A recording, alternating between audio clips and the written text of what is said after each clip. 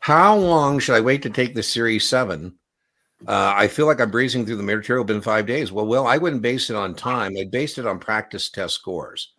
I don't want to accuse you of hubris. That's the Greek, word for being overconfident. But I don't think you should make that judgment 5 days in. I think what I would want you to do is get through the book. I want you to read the book in as close to one setting as possible.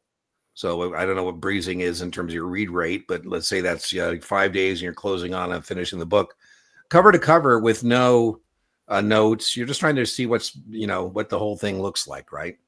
Once you do that, then I'd circle back and start doing your units, quizzes, see where you're at. And if you continue to breeze, and then the key thing is once you get through the units, Brian and I have talked about this many times. Unit 1, do 30 question quiz, for example, get a 75, move on to unit 2 quiz, then you do unit 1, unit 2. We always talk about that, Brian. I had a guy today, was tutoring on his 24, and he said he'd done unit 1, 2, and 3, and he'd done any quizzes. And I said, well, have you done a combined quiz? And he said, well, no. I said, well, we got to do that. So we did a combined quiz together of 1, 2, and 3, right? You want to keep bringing up that caboose so you don't get to the end, Will, and then you forgot what you did in the beginning, right? So the good news about breezing through it, I do think you're less likely to forget things the quicker you test. So sometimes people tell me, I'm going to take 6 months. I go, no. So I like that you're breezing, but I would give yourself a little more. 7-10 days out, I guess I would also say, do you have a test date? Because that would reverse engineer your study effort based on that as well.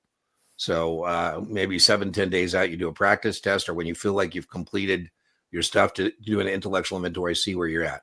Brian, you have any comments on 5 days?